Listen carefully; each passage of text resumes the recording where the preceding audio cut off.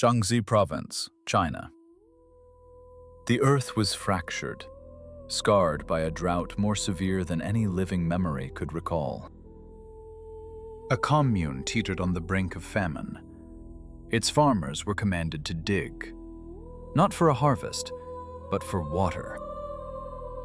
On the 29th of March, several brothers of the Yang family, Yang Zhifa, Yang Peiyan, Yang Shihai, labored on their small plot of scorched earth. It lay near an ancient mound, long dismissed by all as a simple hill. Their shovels plunged into the bone-dry soil. 5 meters, 10, 15, still no water. And then, a thud. It was not the sharp crack of stone. It was a dull, hollow, spectral sound. Yang Qifa, one of the brothers, frowned. He struck the earth, again and again. The same sound echoed back. He descended into the pit, clearing the dirt with his bare hands. And from the darkness, a face stared back.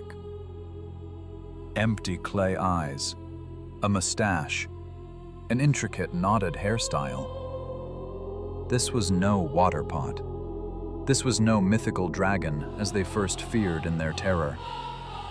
It was a man of terracotta, and he was clad in armor. The frightened brothers carried what they believed to be a demon's head back to their village, unaware of the history they had just set in motion. They had not simply found a statue. They had pulled a single thread that would unravel our entire understanding of the ancient world. They had found an army. 8,000 soldiers, archers, generals, and their steeds, sculpted from clay, each life-sized, standing in perfect battle formation, within vast subterranean corridors. A silent, eternal legion, guarding the tomb of China's first emperor, Qin Shi Huang. For years, it was hailed as the greatest archaeological discovery of the 20th century. We were mistaken. It was merely the antechamber. Because for decades, we gazed upon this army, upon these 8,000 faces, and we missed the essential truth. We failed to ask the most fundamental question: who created them? Who was the genius, the artistic general who taught an entire nation, one with no such tradition, to craft perfect men from the earth? We searched for a Chinese master. We looked for a Chinese architect. We found nothing. But recently, through analysis of the most anomalous, most inconvenient artifacts from the tomb, a new clue has emerged. A finding that points not to the east, but to the west. Evidence suggesting that the true commander of this army, its secret architect, may not have been from China at all. This revelation does not merely rewrite the story of the first emperor, it changes the history of the world. Let us descend into those trenches, into pit number 1. The air is thick with the scent of damp clay and dormant centuries. Before you stands the infantry, 6,000 warriors, arrayed in rows, facing east, toward the lands of the enemies Qin conquered. They are not clones. This is not the work of mass production. Each one, every last one of the 8,000, bears a unique face, a different mustache, a distinct hairstyle. Even the whorls of their ears are individual. They are a testament not only to an emperor's obsession with eternity, but to a secret that traveled thousands of miles across the ancient world, only to be buried under a Chinese field. A silent conversation between civilizations we never knew had spoken. Each warrior has unique ears, with whorls and ridges as individual as a fingerprint. Young soldiers, old veterans, the broad cheekbones of nomads from the north, the narrow chins of men from the south. This is not simply an army. These are portraits, a nation cast in clay. The height of each soldier is approximately 180 centimeters, far taller than the average man of that era. This was an army of giants. Initially, archaeologists believed they had found a crude, symbolic guard. But the deeper they dug, the more a staggering truth took hold, born from the sheer scale and detail. This was no mere honor guard. It was a replica, an exact subterranean copy of the entire imperial army. This was not a tomb. It was an insurrection against death itself. Qin Shi Huang, the first emperor, was a man who feared mortality above all else. He was obsessed with the promise of eternal life, dispatching expeditions to the fabled Isles of the Immortals. He executed hundreds of alchemists who failed to produce an elixir, and when he understood that no elixir would ever be found, he resolved to take his empire with him. He would cheat death by recreating his life underground. And for that, he needed his army. But how? How could 8,000 unique, life-sized statues be created within the short span of a single reign? The answer, when it came, was even more shocking. This was not art. It was industry. Using three-dimensional scanners, researchers cracked the code. They discovered how this impossible factory operated. The warriors were modular. It was history's first and perhaps most brilliant example of mass production. Artisans did not sculpt each soldier from scratch. They had a catalog of component parts. There were 8 basic head shapes, several types of torsos, general, officer, archer, infantryman, dozens of styles of hands, legs, mustaches, and ears. It was a construction set of breathtaking ambition. Workers in vast workshops stamped out these components. Heads, torsos, legs, arms, all were fired in immense kilns, then delivered to a final assembly hall. And it was here that artistry was born from industry. A master sculptor would take a standard head, a blank canvas of clay, and with fresh material, they would customize it, altering the shape of a nose, adding a mustache, affixing a unique set of ears, etching the lines of age and worry into a brow. They transformed a module into an individual. It was an assembly line, 2,000 years before Henry Ford. But even this incredible feat of engineering is not the greatest mystery. The true enigma is where this technology came from. Before Qin Shi Huang, in the 3rd century before the Common Era, there existed no tradition in China of creating realistic, life-sized human statuary. None whatsoever. Artisans crafted small figurines, barely 20 centimeters high. And then, in a historical instant, they began producing 8,000 anatomically perfect, life-sized soldiers. Such a leap in craftsmanship should be impossible. It is the equivalent of jumping from cave paintings to the High Renaissance in a single generation. Technology does not evolve this way. An influence must exist, a transfer of knowledge lost to time. For such a revolution to occur, there must have been a teacher. There had to be an external catalyst. But what was it? Archaeologists set the question aside. They were consumed by what they were unearthing alongside the silent warriors. The initial assumption was simple. This was a symbolic guard, armed with crude replicas. And here, they encountered the first anomaly. A technological paradox forged in bronze. The weapons. The soldiers did not hold clay spears. Their hands, in fact, held nothing at all. The wooden shafts and grips had surrendered to time 2 millennia ago. But the earth around them was littered with tens of thousands of authentic artifacts.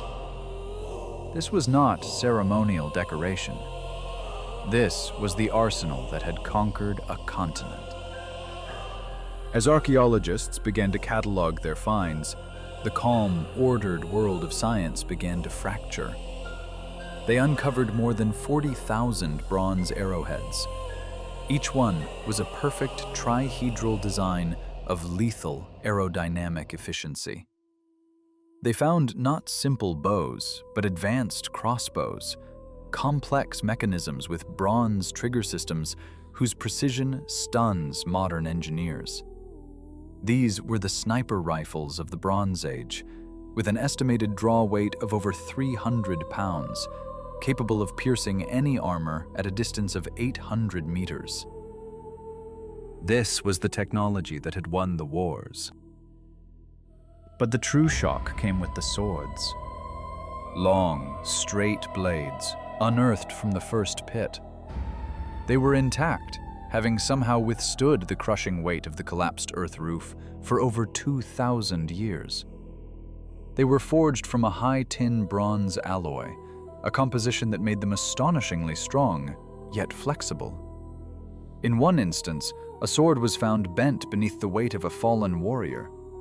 When the archaeologist lifted the terracotta figure, the compressed blade sprang back, returning to its perfectly straight form. An alloy with shape memory. But that was not the most unsettling discovery. The most unsettling part was the complete absence of corrosion. Bronze oxidizes. It develops a telltale green patina. These swords had lain for 2,200 years in damp, aggressive soil, and they gleamed. They were still sharp. One of the original excavators reported accidentally cutting himself on a blade that was forged 2 centuries before the birth of Christ. The question hung in the air, defying all known history. How was this possible? Laboratory analysis in the 1970s provided an answer. An impossible answer. The blades were coated in a microscopically thin layer, just 10 microns thick, of chromium oxide. Chromium plating. It is a technology patented in Germany in the 1920s, a process that requires electricity and complex chemical baths. How could the engineers of the first emperor have achieved this 210 years before the Common Era? For decades, this remained the central enigma. Some cried of extraterrestrial technology. Others whispered of lost, forgotten knowledge. Only recently, in 2019, did a team of scientists from Cambridge conduct a deeper, more thorough analysis, and they found the real answer. It was, perhaps, even stranger. The chromium was an accident, a byproduct of a lacquer. The ancient craftsmen had coated the weapons in an incredibly complex organic varnish, likely to protect the wooden hilts and grips. This lacquer, it turned out, was naturally rich in chromium. But the lacquer, they discovered, was not the true secret of their preservation. It was merely a clue, pointing toward an even deeper, more elusive truth, buried with the silent emperor. The secret was in the soil. A unique chemistry in the earth of the tomb, its high alkalinity and low organic content, had formed a natural preservation chamber, a cold, silent void that arrested the decay of millennia. But this discovery did not solve the enigma. It deepened it. The artisans of the Qin dynasty had engineered a lacquer we cannot replicate, and they had chosen a burial site with soil so perfect it defies coincidence. They were not merely warriors and craftsmen, they were master chemists. And yet, that is not the greatest shock. In 1974, when the farmer Yang Jafar pulled that first clay head from the ground, it was the color of earth, brown. We have known it this way ever since. We call it the Terracotta Army. And in that name lies our most profound mistake. They were never meant to be terracotta. When archaeologists began to excavate pit number 2 in the 1990s, they saw them for the first time as they truly were. There, in the darkness, illuminated by flashlight beams, an army stared back, drenched in color. Bright, shouting, psychedelic color. They wore red armor laced with blue cord. They had green trousers and violet scarves. Their hair was jet black, their faces a lifelike pink. This was not a monochrome legion. It was a painted phalanx, vibrant with life. But something was terribly wrong. As the archaeologists watched in horror, a catastrophe unfolded in real time. For 2,000 years, these figures had stood in a humid, near hermetically sealed environment, the lacquer-based paint perfectly preserved. The moment the dry, oxidizing air of Xi'an rushed into the pit, that delicate equilibrium shattered. The paint began to die. The lacquer layer beneath it started to curl. Moisture, trapped for centuries within the pigment, evaporated in an instant. After 15 seconds, the colors began to crack. Within 4 minutes, they were flaking away, turning to dust at the soldiers' feet. Panic seized the researchers. They had just unearthed a wonder of the world, only to watch it dissolve before their very eyes. The excavation was halted immediately, a moratorium that would last for a decade. The Chinese government forbade anyone from touching the site until science could find a way to save it. A global effort ensued, a race against time and chemistry, and a solution was found. Today, when a warrior is unearthed, it is immediately sprayed with a stabilizing agent, polyethylene glycol, a compound that replaces the water in the lacquer, binding the color to the clay. But the victory came at a staggering cost. An estimated 90% of the original colors have been lost forever. We will never see the army as the first emperor saw it. And the questions only multiply. Analysis of the remaining pigments revealed more than simple ochre and cinnabar. They revealed Han purple and Han blue, synthetic pigments. They do not exist in nature. They are a barium copper silicate, a compound that requires mixing minerals in exact proportions and firing them to nearly 1,000 degrees Celsius, all while maintaining precise temperature control. This is high-temperature chemistry, the very same technology the ancient Egyptians used to create Egyptian blue.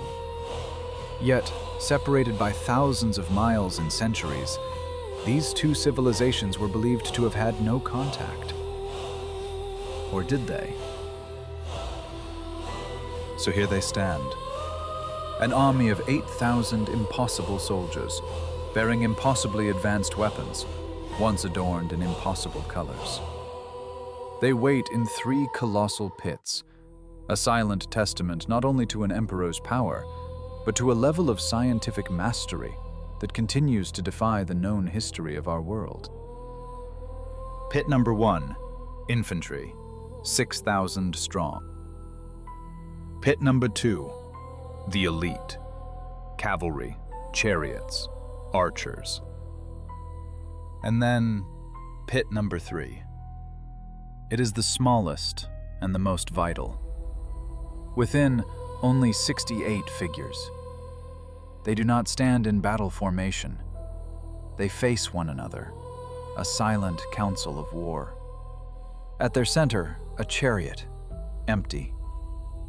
This is the nerve center, the army's command. But there is a void at its heart. A presence is missing.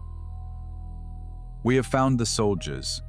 We have found the archers, the grooms, the charioteers. We have found 9 figures who stand taller, clad in more intricate armor. These are the generals. But who is the supreme commander? Where is the single unique statue of the field marshal, who commands all 8,000 of these silent warriors? It is not here. Where is the statue of the emperor himself, Qin Shi Huang? A man possessed by an obsession with his own image, who built this entire necropolis for himself. Why would he not place himself at the head of his own immortal army? He too is absent. On closer inspection, the 9 generals all begin to blur. Their faces are distinct, but their armor, their rank, is identical. They are a type, not an individual, an archetype of command. This entire gargantuan, meticulously detailed army is leaderless. The logic seems to defy itself. But an explanation forms. It is the Chinese way. The emperor is an entity so magnificent, he transcends representation. The generals are mere functions, cogs in his grand machine. It would have been the perfect explanation, if not for what they found next. The investigation had reached an impasse. An army had been unearthed, but its creator remained a ghost. Archaeologists, frustrated but resolute, continued to scan the earth around the Great Mound. And the earth began to give up new secrets. Other pits, dozens, then hundreds. This entire hill was not merely a tomb. It was a subterranean city. And in these new chambers, there were no soldiers. In pit K9901, they found acrobats, muscular men, half-clothed, frozen in impossible postures, strong men heaving unseen weights, dancers poised for a beat that would never drop. In pit K006, they found civil officials, figures in long robes, scrolls clutched in their hands. The bureaucrats meant to govern his empire of the dead. In another, they found musicians, accompanied by bronze swans, geese, and cranes, standing by the banks of a silent, subterranean river. The revelation was staggering. Qin Shi Huang had not merely brought an army to the afterlife, he had brought his entire court. He had recreated his life underground. And it was here, among the civilians, that they found him. The one who would shatter their entire theory. The archaeologists began to study these new figures, and they stopped. They were accustomed to the soldiers. The soldiers, for all their individual faces, were uniform, stylized. They stood erect, formal. Their armor was more significant than the bodies within. It was the classical, hierarchical Chinese style. But these acrobats, they were different. They were not stylized. They were shatteringly real. On one of the strong men, one could see the muscles of the abdomen, tense with effort, the swell of a bicep, the veins standing out on his arms, the very structure of the skeleton beneath the skin. This was not the depiction of an idea. It was the depiction of a human body. In an army of symbols, they had found a portrait of flesh. In a tomb built to project an emperor's eternal power over a nation of archetypes, they had stumbled upon the shocking, breathtaking truth of a single, physical, and profoundly mortal man. It was a style utterly, 100% alien to ancient China. In the vast sweep of its history, Chinese art had followed a different path. It was symbolic, two-dimensional, concerned with the spirit, not the flesh. It had no interest in the raw mechanics of anatomy. So from where did this phantom army emerge? Thousands of miles away, in London, an art historian stared at photographs of the warriors, a sense of profound disbelief washing over him. Dr. Lucas Nicol of the University of London was not, by trade, a specialist in China.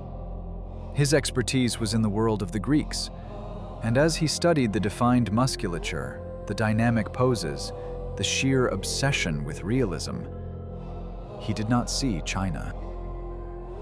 He saw Hellenism. He saw the unmistakable hand of Greek sculptors, the very artistic tradition that flourished under Alexander the Great.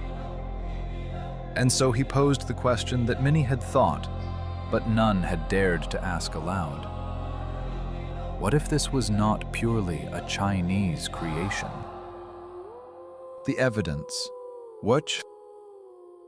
The first piece of the puzzle. Before the reign of Qin Shi Huang in the 3rd century before the Common Era, there exists no tradition of creating life-sized, realistic human statues in China. None. The artistic record shows only small, stylized figurines, barely 20 centimeters high. Then, in a historical heartbeat, a cataclysmic shift. From these humble figures, they suddenly produce an army 8,000 strong, each a perfect, anatomically correct, 6-foot-tall soldier. Such a leap in artistic mastery is impossible.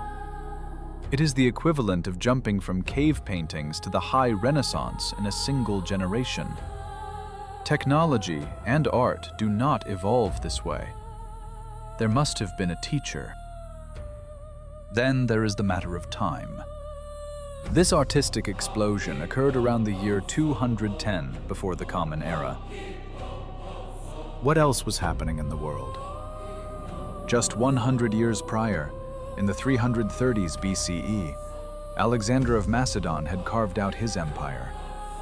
He had marched his Greek armies and his Greek artists from the shores of the Aegean to the Indus River. Alexander himself would perish, but his culture, Hellenism, and its central obsession with realistic sculpture would flood across ones of this new aesthetic. Greek statues were everywhere. And where did this Greek world end and China begin? The Greco-Bactrian kingdom in Afghanistan and the western frontier of the Qin Empire were not worlds apart. They were neighbors. They were within reach. Finally, the most explosive clue of all is written not in stone, but in our very code: DNA. Archaeologists began genetic analysis at ancient sites in the Xinjiang province, China's gateway to the west.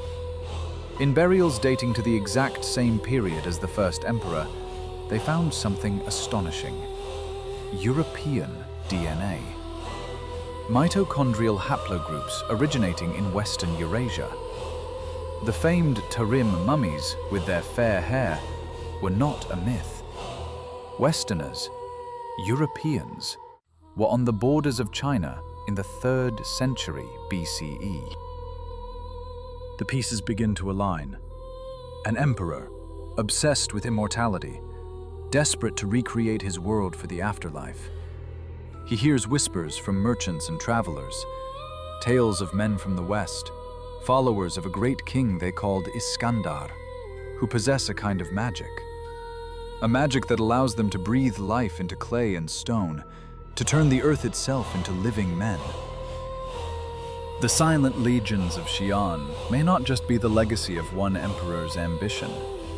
They may be a testament to a forgotten encounter, a crossroads of civilizations where East met West long before we ever believed possible, leaving behind a mystery that challenges the very borders we draw upon the maps of history.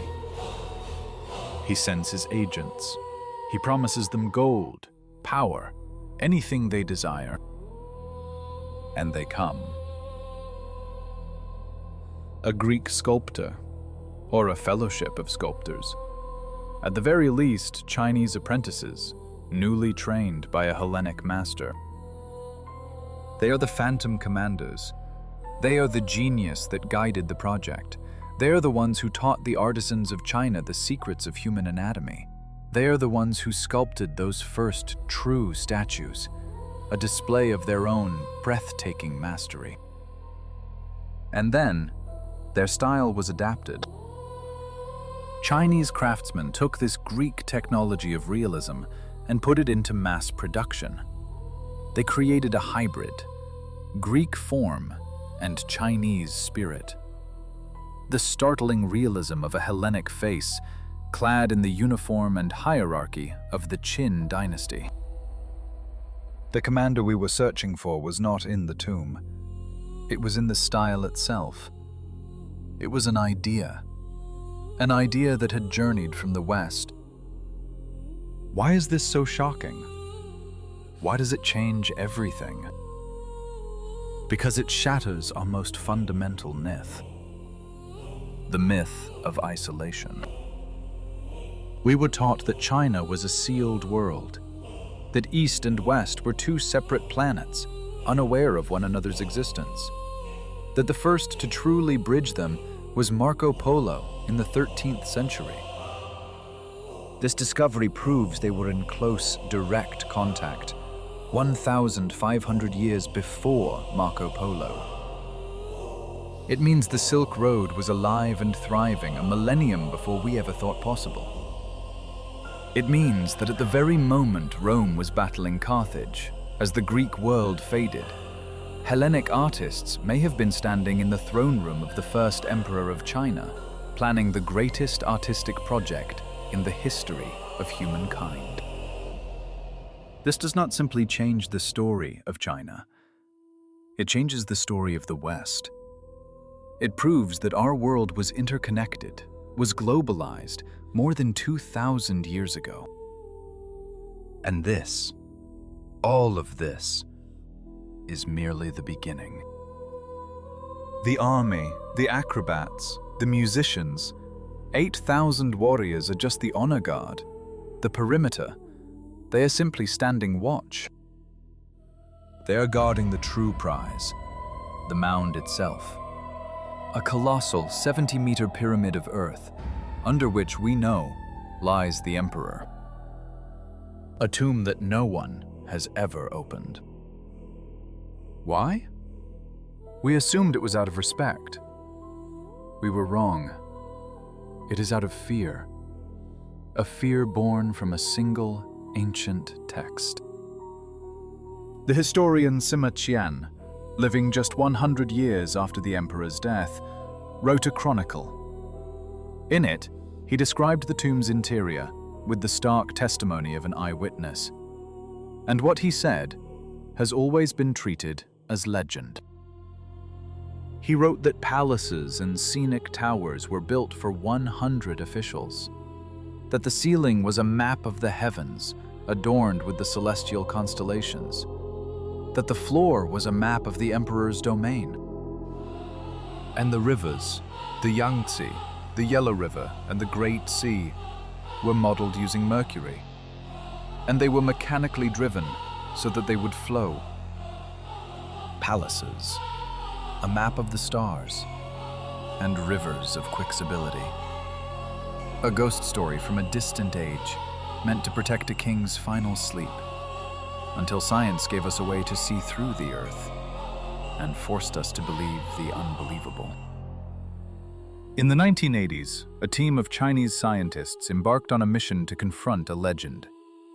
They could not excavate the Great Mound of the first emperor, but they could analyze the earth around it. Hundreds of soil samples were taken, drawn from random locations across a meticulously plotted grid that blanketed the entire perimeter. They began to measure the levels of a single element, mercury. The results were not merely surprising, they were staggering. Everywhere around the hill, the mercury content was normal. But in the center, directly above the presumed location of the emperor's central palace, the readings spiked. They were 100, 200, even 1,000 times higher than the baseline. This was no mere stain on the land. The anomaly had a distinct and deliberate form. The shape of this subterranean mercury signature corresponded perfectly to a map of China's two great waterways, the Yangtze and the Yellow River. The ancient historian Sima Qian had not been writing myth. He had been filing a report. The rivers were real. The tomb is sealed, filled with a volatile, poisonous atmosphere of mercury vapor. This is not the curse of a pharaoh, whispered in folklore. It is a real, high-technology defense system engineered over 2 millennia ago. And that is where we stand today, before a locked door, guarding the greatest tomb on Earth. We know the silent army that protects it was likely forged with the help of a commander from the West. We know the technologies sealed within, the chemical pigments, the metallic alloys, the chrome plating, were thousands of years ahead of their time. And we know that the tomb itself is a microcosm of an empire, complete with lakes and rivers of flowing, toxic mercury. The Chinese government steadfastly refuses to open it. The official reason is one of reverence, but the true reasons are twofold. The first is the mercury itself. To breach the tomb could release a toxic cloud, a plume of poison that could contaminate the entire valley. The second is the same catastrophic problem that befell the painted warriors. We know that the moment our air rushes into that sealed environment, everything within, the silks, the manuscripts, the wooden chariots, the painted walls, everything miraculously preserved in that inert, mercury-rich atmosphere, will turn to dust. The colors will vanish. History will evaporate before our eyes. We are technologically unprepared to open this door. We will get only one chance. We cannot afford to fail. We may have found the phantom commander who created the army. But what secrets did the emperor and his foreign engineers take with them into that palace flooded with quicksilver? And what will we find, if and when we ever dare to turn the key? The investigation has only just begun. The greatest treasures are not those made of gold, but of knowledge. And some knowledge, it seems, must wait for its keepers to become worthy of the discovery.